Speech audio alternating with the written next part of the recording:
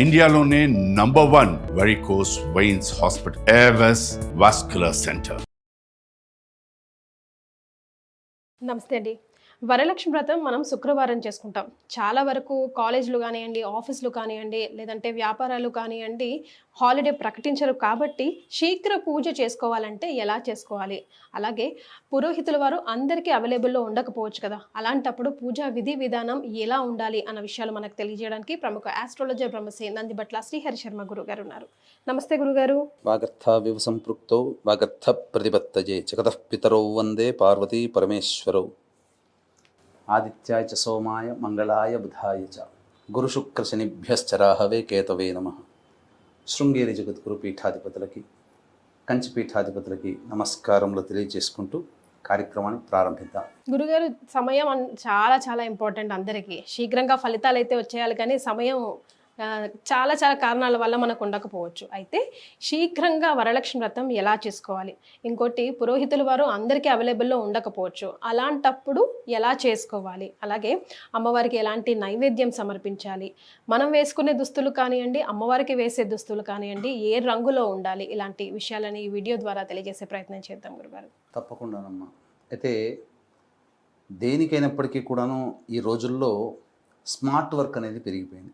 అంటే స్విచ్ వేయగానే fan తిరిగినట్టుగా, light వెలిగినట్టుగా, ఆ విధంగా చిటికలో పనులన్నీ అయిపోవాలనే ఆలోచన ఉంటుంది. కానీ ప్రతిదానికి కొన్ని విషయాల్లో షార్ట్ కట్ ఉంటుండొచ్చు, కానీ దేవతా పూజల విషయంలో షార్ట్ కట్ అనేటువంటిది పనికిరాదు. ఎందుకంటే దేవత అనుగ్రహం కలగాలంటే మానవుడికి ఎంతో ఓపిక కావాలి, సంయమనం అంతకంటే కావాలి. ముఖ్యంగా ఆశావహ దృక్పథంతో ఆ స్వామిని అర్చించి ఎదుటి మనిషిని తృప్తిపరచాలి. అప్పుడే కదా మనిషికి. ఇప్పుడు మన ఇంట్లో వంట వండుతాం, వంట వండింది అందరికీ నచ్చాలని లేదు కదా, అందరికీ నచ్చినట్లు వండగలిగితేనే కదా అందరూ సంతోషపడి మళ్ళీ గొప్పగా చెప్పుకుంటారు. మనం సాటి మనిషికే మనం ఈ విధంగా ఆలోచిస్తే భగవంతునికి మనం ఎంత మెప్పించాలి అంటే గంటలు ఇక నిద్రాహారాలు మాని చేయడం అని కాదు. శాస్త్ర ప్రకారం ఎక్కడ చేయాలో ఆ విధంగా చేయగలిగితే చాలమ్మా. కాకపోతే చాలామంది కొన్ని తప్పులు అనేటువంటివి సాధారణంగా చేస్తూ ఉంటుంటారు. కాబట్టి ఈ తప్పుల్లో ప్రధానమైనటువంటిది ఏంటంటే, పూజ చేస్తున్నంత సమయంలోనైనా కానీ ధ్యాస దైవం మీద నిలపాలి.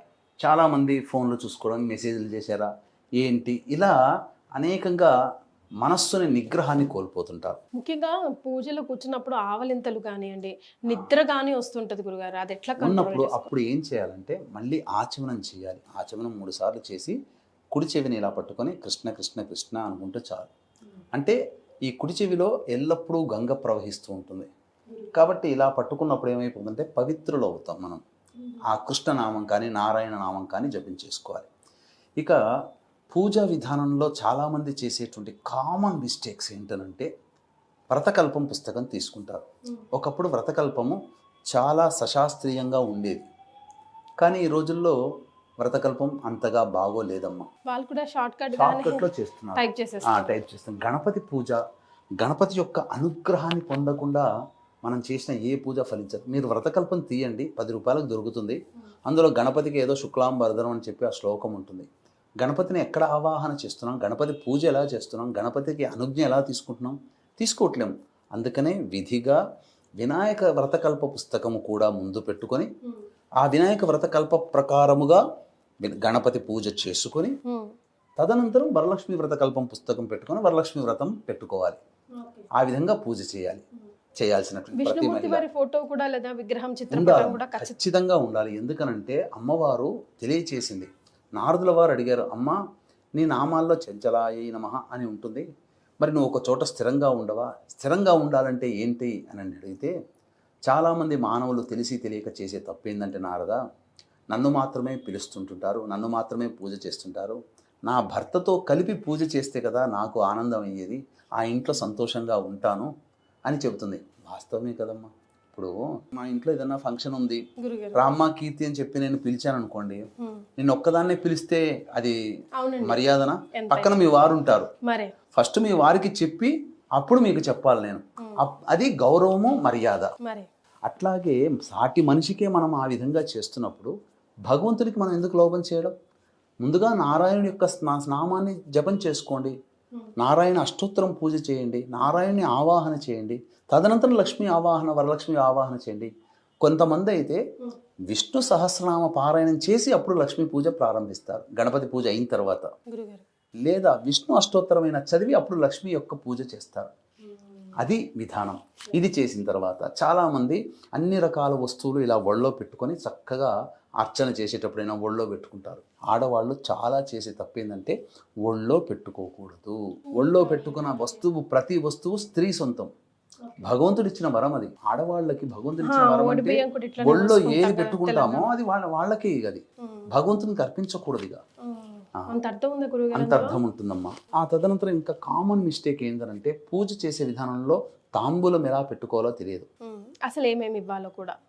తాంబూలం విషయంలో గనుక చూసుకుంటే తాంబూలము తమలపాకులో పెట్టి పెడతాం కదా. ఎన్ని గురుగారు? తొడిమలు 2 తమలపాకులు పెట్టాలి.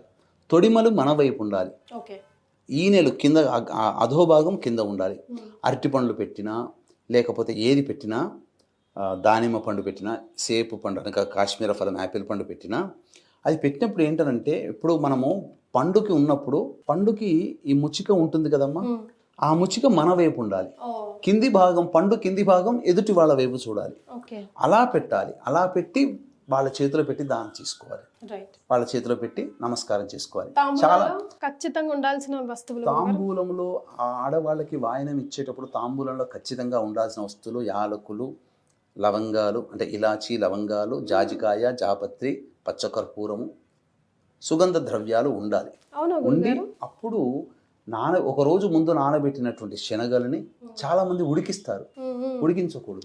నానబెట్టిన శనగలు, అది కూడా హైబ్రిడ్ కాకుండా కొమ్ము శనగలు అంటారు, అవి నానబెట్టిన శనగలు. ఎందుకు గురుగారు నానబెట్టిన శనగలే ఇవ్వాలి? నానబెట్టిన శనగలు ఇవ్వడానికి గల కారణం ఏంటంటే ధాన్యం అంటే మీకు గమనించుకున్నట్లయితే ఆ శనగలు నానిన తర్వాత 1-2 రోజుల తర్వాత మొలకలు వస్తాయి. మొలకలు రావడం అంటే ఏంటి? అభివృద్ధికి సంకేతము కదా. అలాగే నానబెట్టిన శనగలు గనక ఇస్తే అవి ఎంత అభివృద్ధి చెందుతాయో మన దాన ఫలం వల్ల తీసుకున్న వాళ్ళకి మంచి జరుగుతుంది, ఇచ్చిన వాళ్ళకి కూడా మంచి జరుగుతుంది. ఇరువురి కుటుంబాలలో సుఖభోగాలు అభివృద్ధి చెందుతాయి, అదృష్టం కలిసి వస్తుంది. నవగ్రహాల్లో శనగలే ఎందుకు ఇమ్మన్నారు? మిగతావి కూడా ఇవ్వచ్చు కదా పెసల్లో. ఎందుకనంటే నవగ్రహాల్లో శుభకరుడు, యోగకరుడు, దైవంతో సమానమైన వాడు, సూర్యుని తర్వాత సూర్యునికి అంతటి వాడు గురువు. ఆ గురువుకు సంబంధించిన ధాన్యము శనగలు. గురువు దగ్గర ఏమేమి ఉన్నాయి? విద్య పెట్టుకున్నాడు, పనులలో అనుకూలత పెట్టుకున్నాడు, సంతానాన్ని పెట్టుకున్నాడు, అలాగే ఈ సంబంధించినటువంటి ధనాన్ని పెట్టుకున్నాడు. ఇన్ని లక్షణాలు ఆ గురువు దగ్గర ఉన్నప్పుడు అవి గనక ఇస్తే ఇవన్నీ నాకు పెరగాలి, నాకు నా ఇంట్లో అభివృద్ధి చెందాలనే ఉద్దేశంతో ఇచ్చిన వాళ్ళకి తీసుకున్న వాళ్ళకి శుభం కలగాలి అని చెప్పే ఉద్దేశంతో నానబెట్టినటువంటి శనగల్ని ఇస్తారు. నానబెట్టినటువంటి శనగల్లో మీకు ఏంటనంటే, మీకు ఇంకో గుర్తుపెట్టుకోండి అమ్మా, నానబెట్టినటువంటి ఏ ధాన్యంలోనైనా కానీ మీకు జీవం ఉంటుంది కాబట్టి మొలకలు వస్తాయి. ఉడికిచ్చిన శనగల్లో మొలకలు వస్తాయా? జీవం ఉన్న దాంతో మనం దానం చేస్తున్నట్టు అట్లా ప్రాణం ఉంటుంది ఆ శనగల్లో, అందుకనే మొలకలు వస్తాయి. పసుపు కుంకుమ గాజులు పసుపు కుంకుమ ఇచ్చేటువంటి విధానంలో కూడా పూర్వంలో ఎలా ఉండేదంటేనమ్మా, ఒక పేపర్లో లేదా ఒక చిన్న పాత్రలో పసుపు కొద్దిగా, కుంకుమ కొద్దిగా పెట్టేవాళ్ళు. ఇప్పుడు అన్నీ కూడా బయట ప్యాకెట్లో ప్లాస్టిక్ దొరుకుతున్నాయి. అవి వాస్తవానికి అయితే అవి వాడకూడదు. పేపర్లో చిన్న కటింగ్ చేసుకొని అందులో 1 చెంచా లేదా 2 చెంచాలు పసుపు, 2 చెంచాలు కుంకుమ ఇవి ఇచ్చి ఆ విధంగా ఇస్తే గనక అది విధానం, పద్ధతి. గురుగారు, కుంకుమ స్త్రీలకు కానీ ఎవరికైనా పెట్టేటప్పుడు ఏ వేలుతో పెడితే ఏది అన్నది కూడా చెప్తూ ఉంటారు కదా. ముఖ్యంగా వాయనం ఇచ్చేటప్పుడు మనం ఏ ఫింగర్ యూస్ చేయాలి, ఏ వేలు యూస్ చేయాలంటారు? అనామిక వేలు చాలా మంచిదమ్మా. లేదా ఈ వేలైనా కానీ ఏదైనా కానీ ఈ బొటన వేలైనా కానీ పెట్టవచ్చు, తప్పులేదు. బొటన వేలు ఎందుకనంటే అన్ని వేళ్ల కంటే కూడా బొటన వేలు చాలా శక్తివంతమైనది, ప్రాధాన్యత, విజయవంతమైన విజయ తిలకం పెట్టినట్టుగా. గురుగారు, కొంతమంది కాళ్ళకి పసుపు ముందు పెట్టి ఆ తర్వాత కుంకుమ అది పెట్టి వాయనం ఇవ్వాలి అని అంటారు. కొంతమంది ఏమో లేదు ఫస్ట్ కుంకుమ పెట్టి, అట్లా కన్ఫ్యూజన్ ఉంది గురుగారు. ఏది ముందు పెట్టాలి, కాళ్ళకు పసుప, నుదుట కుంకుమ? ప్రధానంగా ఏ మహిళ మన ఇంటికి వచ్చినా అమ్మవారి స్వరూపం. ఫస్ట్ ఏది పెడతాం మనం? మొహం పెట్టాం కదా, పాదమే కదా పెట్టేది, ఇంట్లో కడుగు పెట్టేది. కాబట్టి మొట్టమొదటిగా కాళ్ళకి పారాని అవన్నీ రాసి అలంకరణ చేసి ఆ స్త్రీమూర్తికి దేవతా స్వరూపంగా భావిస్తూ పాదపూజ చేసి తదనంతరం బొట్టు పెట్టి వాయనం ఇవ్వాలి. ఇది విధానం. వాయనం ఇచ్చి పుచ్చుకునేటప్పుడు చెప్పుకోవాల్సిన మంత్రం అంటే ప్రధానంగా ఈ వాయనం ఇచ్చేటప్పుడు సంబంధించినటువంటి వాయనంలో చెప్పబడి ఇంతకుముందు చెప్పాం కదా, కొమ్ము శనగలు నానబెట్టి ఇలాచి, లవంగాలు, జాజికాయ, జాపత్రి, పచ్చకర్పూరం ఇలాంటి, అలాగే నానబెట్టిన శనగలు, పండ్లు అంటే బీజాఫలములు ఉండాలి, అరటి పండ్లు 2 ఉండాలి, తమలపాకులు, ఇవన్నీ. కొంతమంది ఆచారంలో చిమిలి కూడా పెడతారు. పెట్టి అప్పుడు ఆ వాయనం ఇవ్వడానికంటే ముందుగా అడిగితినమ్మా వరం, ఇస్తినమ్మా వరం 3 సార్లు అడగాలి, ఏదైనా 3 సార్లు. తర్వాత అప్పుడు అమ్మవారికి ఆ విధంగా వాయనం ఇచ్చిన తర్వాత ఇది అడగాలి. వాయనం తీసుకునే పద్ధతి కూడా ఇలా పళ్ళులో తీసుకోవాలమ్మా. ఇట్లా ఓడిబియ్యం పోసుకున్నట్టు పళ్ళు ఇట్లా పెట్టిన తర్వాత పళ్ళులో పెట్టి ఇట్లా ఇలా మనం ఇచ్చేటప్పుడు, వాయనం ఇచ్చేటప్పుడు ఇచ్చే ఆడవాళ్ళ యొక్క కొంగు ఇలా ఉండి పళ్ళులో పెట్టి, పుచ్చుకునే ఆడవాళ్ళ దాంట్లో ఉండి ఇస్తినమ్మ వాయనం, పుచ్చుకుంటున్నమ్మ వాయనం, ఇస్తినమ్మ వాయనం, పుచ్చుకుంటున్నమ్మ వాయనం ఇలా 3 సార్లు అనిపించిన తర్వాత కోరితినమ్మా వరం, ఇస్తినమ్మా వరం, కోరిందెవరు పలానా, ఇచ్చిందెవరు మహాలక్ష్మిని అని అనిపించుకోవాలి. ఇలా 3 విధాలుగా అనిపించుకోవాలి. కోరితినమ్మా వరం అని 3 సార్లు అనిపించుకోవాలి, ఇస్తినమ్మా వరం అని తీసుకున్నావిడ అడగాలి, ఎవరు ఇచ్చారు మహాలక్ష్మి ఇచ్చింది అని చెప్పించుకోవాలి. అలా చెప్పించుకొని కనుక చేసుకుంటే చాలా మంచిది. తర్వాత ముత్తైదులకి నమస్కారం చేసేటప్పుడు చాలామంది ఆ ముత్తైదుల యొక్క ఆశీర్వచనాన్ని పొందలేకపోతున్నారు. నమస్కారం పెట్టుకుంటున్నారు కానీ సరైన విధానం కాదు. ఏం చేస్తున్నారు, ఎదుటి వాళ్ళు నిలబడగానే ఎదుటి వాళ్ళకి ఇలా 2 చేతులతో 2 కాళ్ళు పట్టుకుంటున్నారు. అప్పుడు ఏమైపోతుంది, మన కుడి చెయ్యి వాళ్ళ ఎడమ కాలుని తాకుతుంది, మన ఎడమ చెయ్యి వాళ్ళ కుడి కాలుని తాకుతుంది. అంటే సవ్య అపసవ్య దిశలుగా ఉంటుంది. అందుకని సినిమాల్లో కానీ సీరియల్లో కానీ చూసి అదే నిజం అనుకొని చాలామంది మహిళలు 2 కాళ్ళకి ఇలా పట్టుకుంటారు. ఏమైపోతుంది, మీరు చేసుకున్న పుణ్యం వాళ్ళకి వెళ్ళిపోతుంది, వాళ్ళ ఆశీర్వచనం మీకు రావాలి కదా. అందుకని ఏం చేయాలంటే మొదలుగా ఎడమ చెయ్యి వాళ్ళ ఎడమ కాలుని పట్టుకోవాలి, తర్వాత కుడి చెయ్యి వాళ్ళ ఎప్పుడు కూడా కుడి చెయ్యి పైన ఉండాలి, కుడి చెయ్యి వాళ్ళ కాళ్ళను పట్టుకొని ఇలా వచ్చి అప్పుడు కుడి చెయ్యిని కుడి కంటితో, ఎడమ చెయ్యి ఎడమ కంటితో నమస్కారం చేసుకోవాలి. అప్పుడు నమస్కారం చేసినటువంటి పుణ్య ఫలితం, వాళ్ళ ఆశీర్వచన పుణ్య ఫలితం కూడా మనకు వస్తుంది. ఇదనమాట. ఇంత చేసి డైరెక్ట్గా ఇలా 2 కాళ్ళు పట్టుకుంటే మీరు వ్రతం చేసుకుని ఆ వ్రత ఫలితాన్ని ఆవిడకి ఇచ్చేస్తున్నారు. అదే అంతే కదా గురుగారు, ఇప్పటి వరకు ఇట్లా క్రాస్ చేసి చేయాలి అన్నది తెలియదు.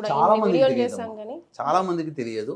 ఈ రకమైనటువంటిది మిస్టేక్స్ చేస్తున్నారు. గురుగారు వాయనం ఇచ్చేటప్పుడు వయసులో మనకన్నా పెద్దవాళ్ళు ఉంటారు, చిన్నవాళ్ళు ఉంటారు. కానీ వచ్చిన అతిథిని అమ్మవారిలాగా భావించాలి కాబట్టి జనరల్గా మన సంప్రదాయం ప్రకారం చిన్న వాళ్ళకి పెద్దవాళ్ళు కాళ్ళ నమస్కారం చేయరు కదా, మరి ఇప్పుడు చేయవచ్చా? ఖచ్చితంగా శాస్త్రం చెప్పబడింది ఏంటంటే, మనం ఎవరినైతే అమ్మవారి స్వరూపంగా పిలిచి మనం ఉంటామో వాళ్ళందరూ లక్ష్మీ స్వరూపంగానే భావించాలి. ఇక్కడ వయస్సు ప్రధానం కాదు, విజ్ఞానం ప్రధానం కాదు. వాళ్ళు పిలిచారు, మనం పిలిచాం కాబట్టి వాళ్ళు అమ్మవారి స్వరూపంగానే వచ్చారు కాబట్టి ఎంతటి పెద్దవాళ్ళైనా వాళ్ళకి నమస్కారం చేయాల్సిందే, తప్పదు.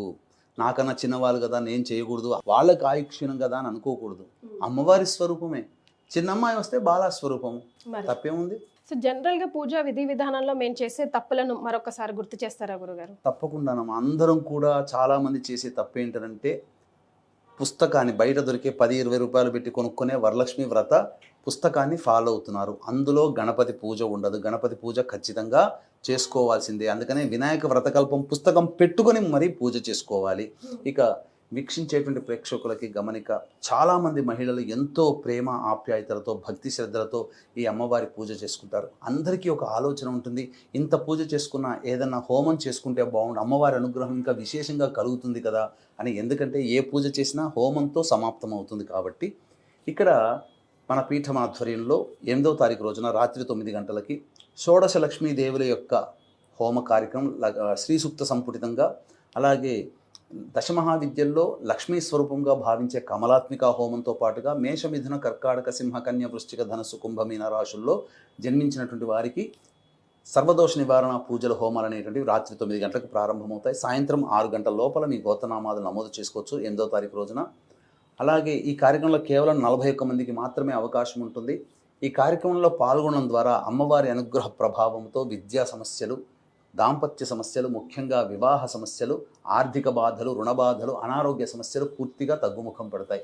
దైవానుగ్రహం కలుగుతుంది. కేవలం 41 మందికి మాత్రమే అవకాశం కాబట్టి అవకాశం ఉన్న వాళ్ళు కార్యక్రమ తదనంతరం కాంటాక్ట్ చేసి మీ గోత్రనామాలు నమోదు చేసుకోవచ్చు. ఈ కార్యక్రమంలో నమోదు చేసుకున్నటువంటి వాళ్ళకి అమ్మవారికి ప్రీతికరమైనటువంటి తామర పూసమాల మీకు ఇవ్వడం జరుగుతుంది. ఇక గమనించుకుంటేనమ్మా, చేసేటువంటి 2 ప్రధానమైనటువంటి మిస్టేక్స్ చెప్తున్నాను, వీక్షించేటువంటి మహిళా ప్రేక్షకులు గమనించుకోవాలి. అమ్మవారిని ఆవాహన చేస్తారు, కానీ పుస్తకంలో ఎక్కడ కూడా అమ్మవారిని పిలిచిన తర్వాత ప్రాణప్రతిష్ఠ మంత్రం ఉండదు. కాబట్టి ప్రాణప్రతిష్ఠ లేకపోతే అమ్మవారు ఎక్కువసేపు మన ఇంట్లో ఉండదు. ఆ పూజ చేసి అమ్మవారిని కదిపేంత వరకు కూడా మన ఇంట్లో అమ్మవారు కళలతో భాసిల్లాలి, మన ఇంట్లో స్థిరంగా ఉండాలి అని అంటే ఈ ప్రాణప్రతిష్ఠ మంత్రం అనేటువంటిది ఉంది. ఆ ప్రాణప్రతిష్ఠ మంత్రాన్ని ఇప్పుడు మీరు వీడియో పెట్టుకొని ఆ సమయానికి ఆ వీడియో ఆన్ చేసుకుంటే ప్రాణప్రతిష్ఠ మంత్రం వచ్చేస్తుంది. కాబట్టి ఆన్ చేసుకోండి. 2 తమలపాకులని ఈ విధంగా పట్టుకొని ఇలా బొటన వేలు ఆ తమలపాకుల మీద ఉండి ఇలా ఉండాలి. ఉండి ఆ మంత్రం ఏంటంటే ఓం అసునీతే పునరస్మాసు చక్షుః పునః ప్రాణమిహనో దేహి భోగం జోక్పస్యేమ సూర్యముచ్చరన్ తమనమతే మృడయానః స్వస్తి అమృతం వైహి ప్రాణ అమృతమాపహ ప్రాణ నేవయధా స్థానముపహ్వయతే అంటూ కలశం మీద ఇలా ఆనిచ్చి ఈ మంత్రాన్ని చదువుకోండి. తదనంతరం శనివారం రోజున ఉద్వాసన చెబుతాం కాబట్టి కాలకృత్యాదులన్నీ తీర్చుకొని పంచోపచార విధానంగా పూజ చేసి ఏదైనా నైవేద్యం పెట్టి హారతిచ్చి అప్పుడు 2 అక్షతలు తీసుకొని కలశం మీద ఇప్పుడు చెప్పబోయేటువంటి మంత్రాన్ని మళ్ళీ ఒకసారి చదువుకోవాలి. అదే మంత్రం అంటే ఓం యజ్ఞేన యజ్ఞమయజంత దేవాః తాని ధర్మాణి ప్రథమాన్యాసన్ తే హనాకం మహిమానః సజంతే యత్ర పూర్వే సాధ్యాః సంతి దేవాః శ్రీ వరలక్ష్మీదేవతాయై నమః యథాస్థానం ప్రవేశయామి శోభనార్థే క్షేమాయ పునరా ఆగమనాయ చ అని తర్వాత ఆ అక్షితలు ఈ మంత్రం చదువుతూ వేసి ఓంకారం చెబుతూ కలశాన్ని కదిపితే చాలు. ఇవి సామాన్యమైన మిస్టేక్స్, ఇవి చేసుకుంటే చాలమ్మా. గురుగారు, మరి ఆ కలశాన్ని ఏం చేయాలంటారు? కలశాన్ని సాధారణంగా మనం ఇంత చెప్పుకున్నట్టుగా వ్రతం చేసినప్పుడు ఖచ్చితంగా కలశము ఉద్వాసన చెప్పిన తర్వాత ఇంటి పురోహితుల వారికి లేదా దగ్గరలోని దేవాలయంలో ఉండే అర్చక స్వాముల వారికి దానం చేయాలమ్మా, మంటపంతో సహా. కాబట్టి రాగి కలశమో ఇతర కలశమో పెట్టుకుంటారు కాబట్టి అది బ్రాహ్మణుని పిలిపించి పౌర్ణమి ఘడియలు ఉన్న సమయంలోనే కనుక దానం చేస్తే విశేషమైన పుణ్య ఫలితం కలుగుతుంది. మరి ఆ పళ్ళు పూలు అన్నీ కూడా గురుగారు అందులో పెట్టినటువంటి రవిక బట్టని ఎవరికైనా పెద్ద ముత్తైదుకి బాయనం ఇవ్వవచ్చు, దానం ఇవ్వవచ్చు, లేదా వారు ధరించవచ్చు. అందులో ఉన్నటువంటి బియ్యము కొబ్బరికాయని కొట్టేసి చక్కగా ఆ బియ్యము కొబ్బరికాయ బెల్లం కలిపి పాయసం చేసి అందరికీ నివేదన పెంచవచ్చు. లేదు ఆ కొబ్బరికాయని ఇంట్లో పూజా మందిరంలో కానీ అల్మారాలో అనగా ధనాగారంలో భద్రపరచుకోవచ్చు. లేదండి అని అంటారా, ఇంటి గుమ్మానికైనా కానీ కట్టుకోవచ్చు. ఆ కొబ్బరికాయని ఎర్రటి గుడ్డలోకి చుట్టేసేసి తర్వాత ఆ ఇంట్లో నీరు కనుక పెట్టుకునే కలశంలో నీరు కనుక పెట్టుకునే అవకాశం ఆచారం ఉంటే ఆ నీటిని ఇంటిల్లి పాది అన్ని కూడాను ఇంట్లో అంతా కూడా చల్లుకొని తర్వాత స్నానం చేసేటప్పుడు ఆ నీటితో స్నానం ఆచరిస్తే సరిపోతుంది. చాలా సంతోషం అండి, ధన్యవాదాలు. సర్వం శ్రీ ఉమామహేశ్వర పరబ్రహ్మార్పణమస్తు.